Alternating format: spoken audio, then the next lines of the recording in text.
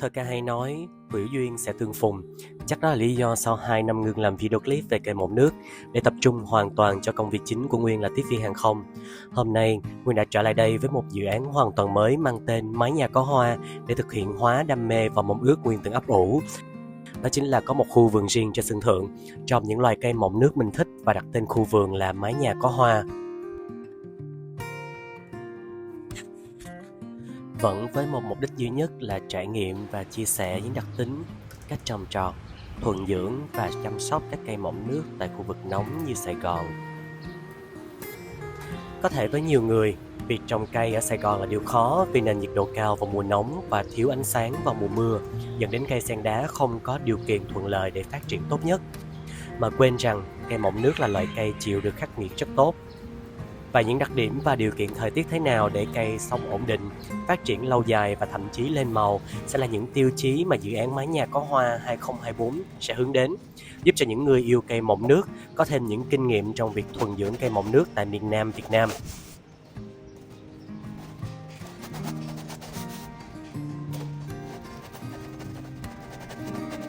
Qua đó giúp cộng đồng cây mộng nước tại Việt Nam phát triển thêm những thành viên mới, tạo nên một quần thể cây mộng nước tại Sài Gòn và các tỉnh, thành phố lân cận.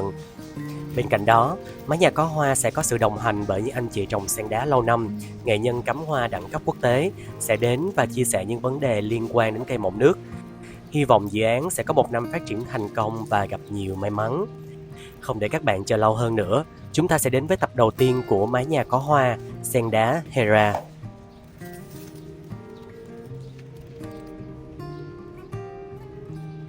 Echeveria Hera là giống sen đá lai của Hàn Quốc với tán lá hình muỗng cực kỳ đẹp, màu sắc ánh tím thay đổi tùy theo mùa và điều kiện sinh trưởng của cây. Cây có tên khoa học là Echeveria Hera, thuộc họ Rassulaceae và G. Echeveria.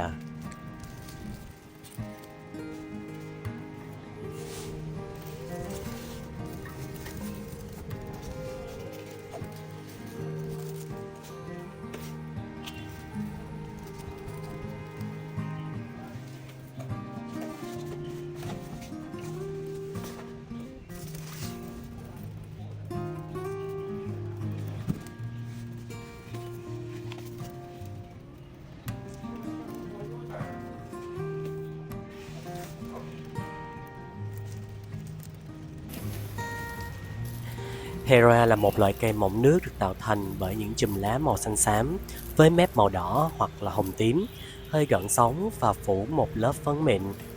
Đây là cây lai nên có lá dày hơn và hoa sen đá có kích thước nhỏ hơn so với bố mẹ của chúng.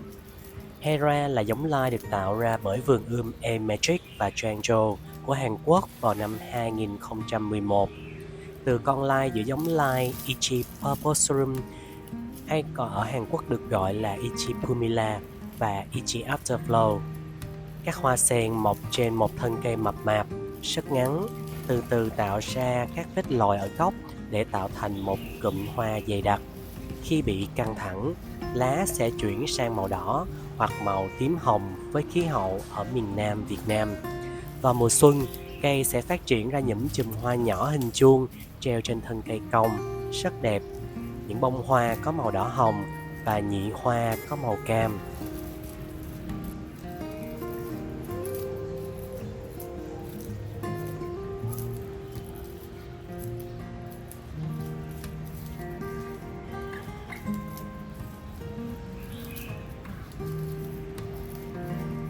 Các bạn cũng thấy Nguyên đang trong giai đoạn xử lý cây trước khi trồng.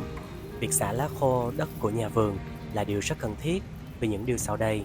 Thứ nhất, giá thể của nhà vườn sử dụng nuôi cây không phù hợp với môi trường nhà bạn. Điều này dẫn đến việc úng và gây thối rễ. Thứ hai, lá khô làm hạn chế sự phát triển của các rễ cây mới trên thân cây, làm gốc cây không thông thoáng, dẫn đến dễ ẩm và mốc, gây hại đến thân cây. Thứ ba, về mỹ quan, vệ sinh tốt sẽ đem đến cho bạn một góc nhìn đẹp về loại sen đá mà các bạn đang trồng. Và thứ tư, đó là sở thích cá nhân. Các bạn thích thì các bạn cứ xả thôi. Về việc xả rễ có quan trọng, với mình nó tùy thuộc vào môi trường mà các bạn đang trồng cây sen đá. Lấy ví dụ, nếu khí hậu mát mẻ thì cây sẽ rất dễ ra rễ mới và khí hậu nóng sẽ ngược lại. Việc xả rễ phụ thuộc vào việc rễ cây có bị hư hại, nấm bệnh, úng thúi, côn trùng hay không, môi trường có tác động lên rễ cây cũ hay không, hay đơn giản xả rễ cho ra rễ mới cũng là một phương án rất tốt. Vì sen đá với mình là loại cây mọng nước rất thần kỳ, với khả năng tái tạo bộ rễ rất nhanh nếu gặp môi trường phát triển phù hợp.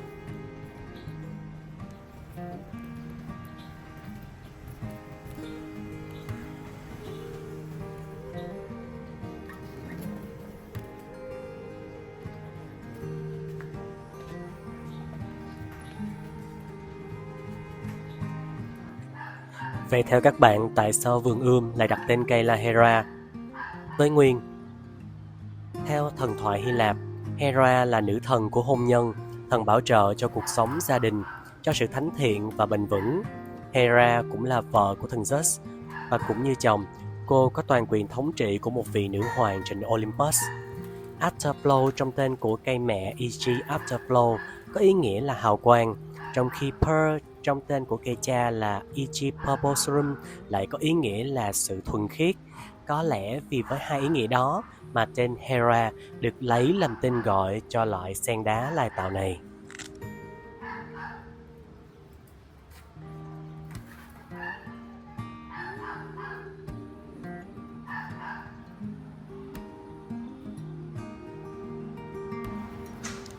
Vậy làm thế nào để trồng và chăm sóc Hera một cách dễ dàng và hiệu quả? Chúng ta cùng nhau điểm qua các điểm sinh học của cây nhằm giúp cây đạt được những tiêu chuẩn phát triển tối ưu nhất. Về ánh sáng, Hera là loại cây mọng nước cần ánh sáng đầy đủ từ 6 đến 8 giờ một ngày, hoặc bóng râm một phần để cây phát triển. Đây là điều kiện phát triển dưới lưới lan giảm nắng 30%. Vì vậy, bạn hãy đặt cây gần cửa sổ sáng nhất nếu như bạn trồng trong nhà hoặc trực tiếp dưới nắng trong khu vườn của bạn. Ngoài ra, nếu bạn định di chuyển cây ra ngoài vào mùa nóng, hãy thực hiện dần dần và tránh tiếp xúc với ánh nắng gay gắt vào buổi trưa hoặc đầu giờ chiều.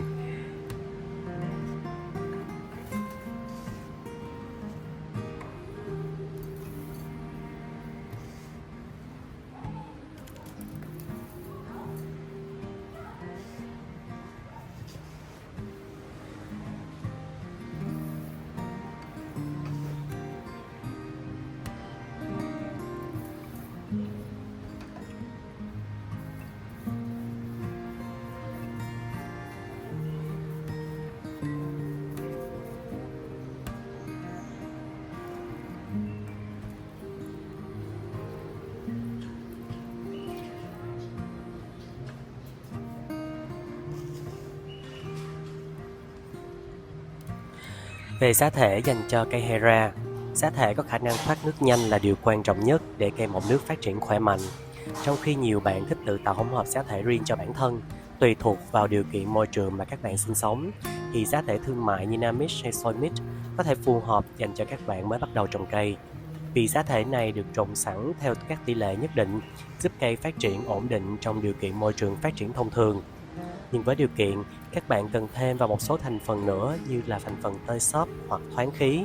Vì trong các hỗn hợp đất thương mại, thành phần giữ ẩm thường khá cao. Với khí hậu nóng ở Sài Gòn, khi đất ẩm dễ dẫn đến nóng, úng và gây bí cho bộ rễ. Vì thế công thức giá thể phù hợp cho cây sen đá tại khu vực nhà nguyên, đó chính là giá thể nguyên tử gia giảm thành phần theo môi trường thực tế. Đó chính là một túi soy mix new 15 dm khối, một túi perlite 5 dm khối, một túi bumai 5 dm khối, một túi vermiculite 3 dm khối và 50 g phân tam chậm của Thái Lan. Do khu vực nhà nguyên có nắng liên tục từ 8 đến 10 giờ một ngày và rất thoáng gió, nên việc cho cây phun mưa nắng là điều có thể thực hiện được. Đó là lý do việc chọn giá thể thoát nước, tơi xốp sẽ giúp cây đạt được ngưỡng tối ưu trong việc phát triển và lên màu khi việc chênh lệch nhiệt độ giữa ban ngày và ban đêm khá cao, từ 35 đến 37 độ vào buổi sáng, hạ xuống 23 đến 24 độ vào ban đêm.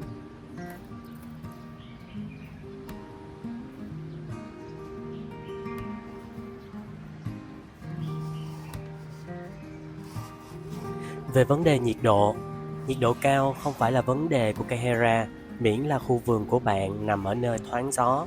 Thoáng gió là điều kiện rất cần thiết để cây có thể tự thoát nhiệt trên bề mặt lá của cây. Hera là loại cây mọng nước mềm, nên cây có thể sẽ bị đóng băng vào mùa đông nếu nhiệt độ âm từ 1 đến 4 độ C. Với khí hậu nóng ở Sài Gòn thì đương nhiên với nền nhiệt độ cao sẽ rất thích hợp cho cây phát triển, miễn là cây không bị đọng nước ở lá và bị chiếu nắng liên tục vào chỗ đọng nước sẽ gây cho cây bị úng lá, dẫn đến thúi thân và hư cây. Hãy giữ cây khô hoàn toàn. Khi cây được đặt dưới ánh nắng trực tiếp, cây sẽ phát triển tốt và lên màu rực rỡ.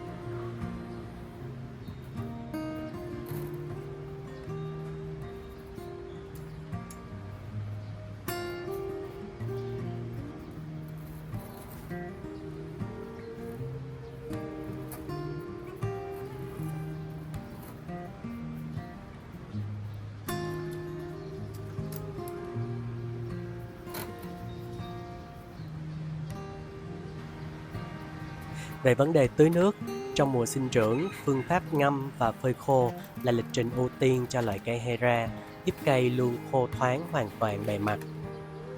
Việc tưới nước thật sâu và sau đó để đất khô hoàn toàn trước khi tưới lại là phương án hiệu quả trong việc tưới nước cho cây. Với nền nhiệt khí hậu ở Sài Gòn, giá thể sẽ khô rất nhanh. Vì thế, điều kiện ưu tiên là giá thể phải thoát nước thật tốt để cây không bị úng và chín rễ khi trời nắng nóng.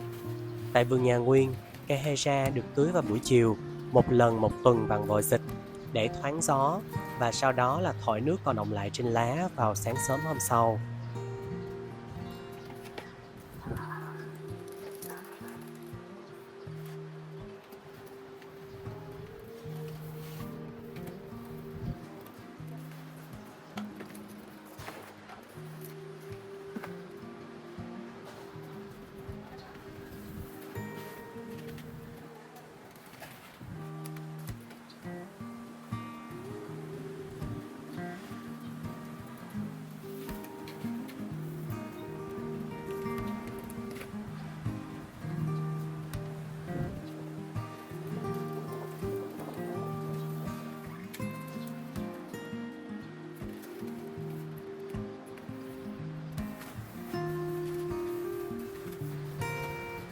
Về vấn đề bón phân, mặc dù các loại cây mọng nước có thể sẽ phát triển tốt mà không cần phân bón, nhưng cây có thể sẽ phát triển tốt hơn từ việc bổ sung các chất dinh dưỡng từ bên ngoài, như phân tan chậm của Thái Lan hoặc các loại phân trùng quế hay hữu cơ có sẵn trong các giá thể thương mại như Soymix hay Namix. Việc bổ sung phân tan chậm NPK 10-10-10 có thể dùng để đẩy mạnh trong việc giúp cây phục hồi nhanh sau khi cắt tỉa rễ, trồng lại hoặc sau khi cắt tỉa ngọn cây. Bên cạnh đó, có thể sử dụng thêm các loại phân nước hòa tan như B1 giúp cây ổn định bộ rễ và khỏe mạnh.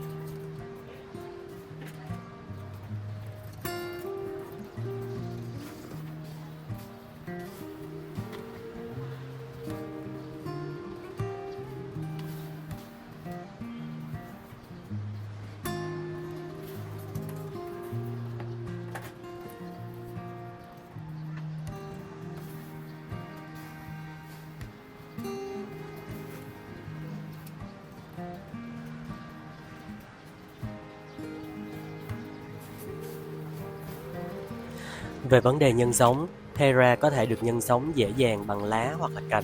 Thời điểm tốt nhất là vào mùa xuân. Thời điểm nhân giống tốt nhất là vào những mùa thời tiết mát mẻ và độ ẩm không quá cao, từ tháng 10 đến tháng 2 âm lịch. Việc gieo trồng sẽ dễ dàng hơn nếu các bạn bổ sung thêm Akadama vào giá thể đất lá. Cây sẽ mau bén rễ và ra chồi. Nếu bạn không đủ kiên nhẫn để gieo trồng, thì việc sen đá Hera được bán đại trà trên các nhà vườn là điều khả quan nhất để các bạn có thể mua và trồng cây tại nhà của bạn. Giá thành hiện tại cho cây được gieo trồng tại Việt Nam không quá cao, hoặc thậm chí các cây nhập tại vườn Trung Quốc cũng không quá đắt. Các bạn hãy lựa chọn phương án tối ưu cho việc gieo trồng cây tại nhà bạn, vì nó phụ thuộc vào khả năng kinh tế, vấn đề vận chuyển và khả năng hồi phục của cây khi di chuyển từ vùng khí hậu mát mẻ sang vùng khí hậu nóng như là Sài Gòn.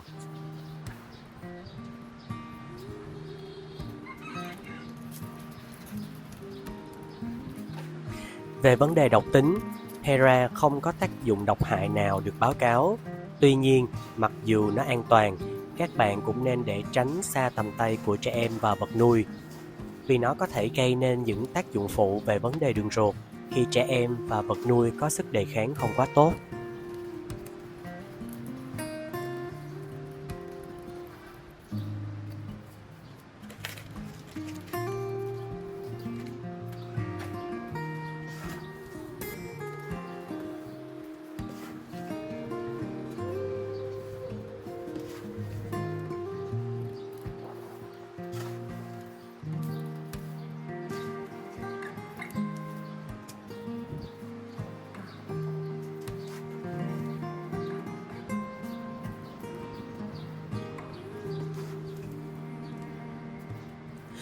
Trang sách 110 quyển Ai rồi cũng sẽ bình yên có viết: vì việc đến là do duyên, việc đi cũng bởi duyên. Năm đó, khi bắt đầu dự án Daniel Sutherland, Nguyên đã ghi lại các viết log đầu tiên của mình vào thời điểm dịch bệnh bùng phát. Đó cũng là khoảng thời gian rất lâu rồi Nguyên được ở nhà nghỉ ngơi sau nhiều năm cống hiến cho công việc. Công việc tiếp viên hàng không cho Nguyên rất nhiều thứ, nhưng cũng lấy đi của Nguyên rất nhiều thứ còn lại: thời gian dành cho gia đình và thời gian dành cho bản thân mình. Đó cũng chính là lý do mà 2 năm sau vlog đầu tiên được up trên các nền tảng mạng xã hội, thì bây giờ Nguyên mới có thể quay trở lại thực hiện đam mê của chính mình. Đó chính là mang kiến thức về cây trồng, áp dụng công nghệ vào việc trồng trọt, giúp việc trồng sen đá dễ dàng hơn với các bạn mới tập trồng cây, và giúp cây phát triển vượt bậc về kích thước và màu sắc đối với các bạn đã có thời gian nghiên cứu về sen đá. Bên cạnh đó, cảm ơn rất nhiều cô chú, anh chị và các bạn đã kết nối với Nguyên trên các nền tảng mạng xã hội, đưa ra những lời góp ý chân thành, động viên Nguyên tiếp tục thực hiện công việc. Vì lẽ đó, khi đọc quyển sách trên, chữ duyên thật sự rất đúng với những gì đã xảy ra. Duyên cho 2 năm trước Nguyên bắt đầu thực hiện vlog, và đến tận 2 năm sau mới có thể bắt đầu thực hiện trở lại. Quan trọng bây giờ, Nguyên đã ở đây, tiếp tục thực hiện hành trình thứ 2 của bản thân. Hy vọng các bạn sẽ tiếp tục đồng hành và tiếp thêm động lực để Nguyên thực hiện thêm các vlog sắp đến.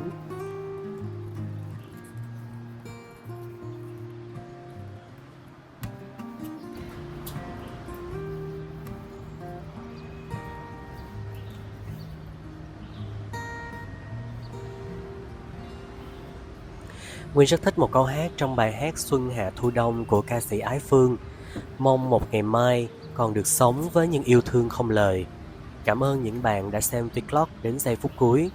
Cảm ơn các bạn đã dành tình cảm cho Nguyên và dự án Mái Nhà Có Hoa. Cảm ơn cả sự chờ đợi trong 2 năm để dự án có thể tiếp tục được thực hiện trở lại. Chúc các bạn và gia đình thật nhiều sức khỏe, thật nhiều niềm vui, và hơn hết sẽ có thêm kinh nghiệm và trải nghiệm về việc trồng cây mọng nước ở Sài Gòn. Cảm ơn và hẹn gặp lại các bạn trong vlog lần tới.